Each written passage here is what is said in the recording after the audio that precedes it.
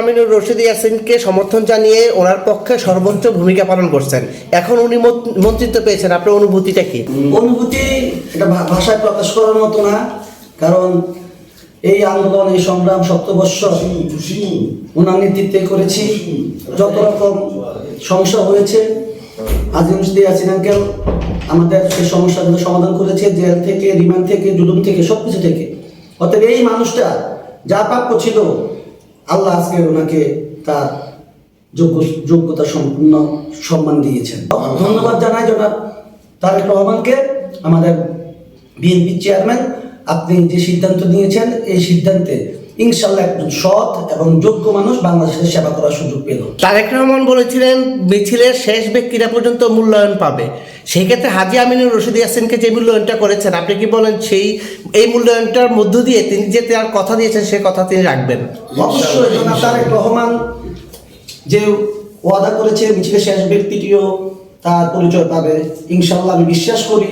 হাজী রশিদ ইয়াসিন সাহেবের মূল্যায়ন দেখেই আপনারা বুঝতে পারবেন যে তারেক রহমান যা কমিটমেন্ট করে দেশ ও জাতির উদ্দেশ্যে এবং দলের প্রতি, তিনি তার বক্তব্যে অনড় থাকেন। হাজী ইয়াসিনের পক্ষে আপনি শেষ পর্যন্ত ছিলেন, কেন ছিলেন? আমি বিশ্বাস করি ওনার মতো সৎ লোক আসলে রাজনীতিতে থাকা দরকার। ওনার মতো সৎ লোক পাওয়া আসলে কঠিন। উনি এমন একটা মানুষ, উনি যে দায়িত্বটা পেল আপনারা দেখবেন ইনশাআল্লাহ সফলভাবে, একদম দুর্নীতিমুক্তভাবে উনি পালন করে যাবে। আমরা বাংলাদেশ জাতীয়তাবাদী দল, আমাদের যে নতুন প্রজন্ম, নতুন আমরা যারা আছি, আমরা চাই রাজনীতিটাকে যাতে ব্যবসা না বাড়ায়। উনি ব্যবসায়ী, ওনার রাজনীতিতে ব্যবসা করতে হবে না। আল্লাহ রহমতে উনি একজন সফল উদ্যোক্তা, সফল ব্যবসায়ী এবং বিশিষ্ট শিল্পপতি। অতএব ওনাদের মতো লোক যখন রাজনীতি করবে, দেশ, জাতি ও জনগণের কল্যাণ হবে। আমরা তারেক রহমান সাহেব যে বাংলাদেশ দেখতে চায়, ঐক্যের বাংলাদেশ, সমৃদ্ধির বাংলাদেশ, সম্প্রীতির বাংলাদেশ, এই ধরনের লোক ছাড়া এটা করা সম্ভব না। সেই জন্যই তারেক রহমান সাহেব, আমাদের চেয়ারম্যান সাহেব, উনি একটা গুরুত্বপূর্ণ 2-3টা গুরুত্বপূর্ণ মন্ত্রণালয় ওনাকে উপহার দিয়েছেন।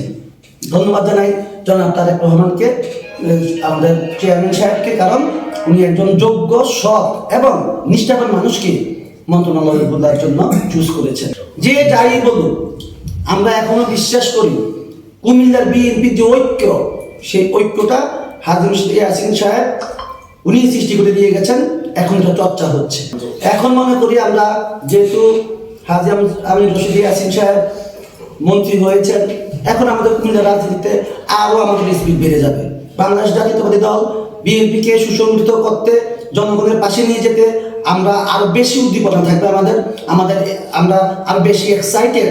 উনি মন্ত্রী হয়েছেন, এটা তো এক সেকেন্ড আছে, সাথে আমরা জানি এবার আমরা কুমিল্লা মানুষের জন্য আগের চেয়ে ভালো কিছু করতে পারবো।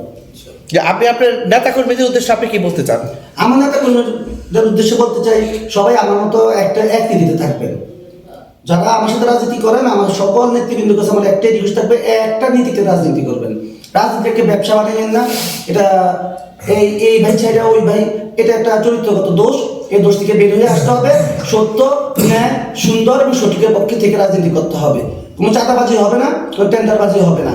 ইনশাআল্লাহ হাজী রশিদ ইয়াসিনের নেতৃত্বে আমরা কুমিল্লা শহরে এবং কুমিল্লার আশেপাশে যে যতখানে ওনার আছে, উনি করার সুযোগ আছে, উনি করবেন। উনি তো বলছেন কুমিল্লাতে শিবপুর নার্স ইউনিভার্সিটি করবেন। তো এই ধরনের উদ্যোগ তো আসলে ভালো মানুষ ছাড়া হয় না। আমার যা আছে তার থেকে আমি নিয়ে করবো, কেন নিয়ে করবো? আমি নতুন কিছু করি, কর্মসংস্থানের ব্যবস্থা। উনি একজন উদ্যোক্তা, উনি জানে কিভাবে কর্মসংস্থানের ব্যবস্থা করতে হয়। অর্থাৎ উনি একজন সৎ, যোগ্য এবং সত্যিকারের মানুষ। ওনার সাথে মিলতে পারেন না। উনি কুমিল্লার গণমানুষের নেতা। কুমিল্লার মানুষ হাজী রশিদ ইয়াসিনকে মন থেকে বিশ্বাস করে যে হাজী রশিদ ইয়াসিন সাহেব যেটা বলবে সেটা করবে, কারণ ওনার কোনো চাহিদা নাই। চাহিদা যার না থাকে সে করতে কোনো সময় পিছপা হয় না। অবশ্যই একটা জিনিস, মানুষের প্রতি ভালোবাসা।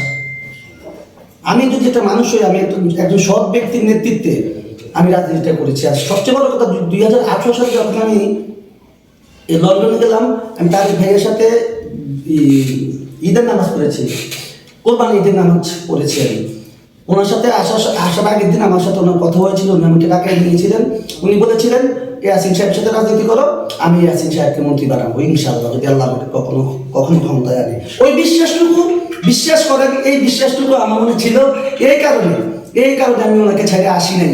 আর ওনাকে আমি কাকে রাখি, মন থেকে ভালোবাসি, সৎ লোক, সবসময় আশ্চর্য লোক, এই ধরনের লোকের সাথে রাজনীতি করতে আমার অনেক মজা।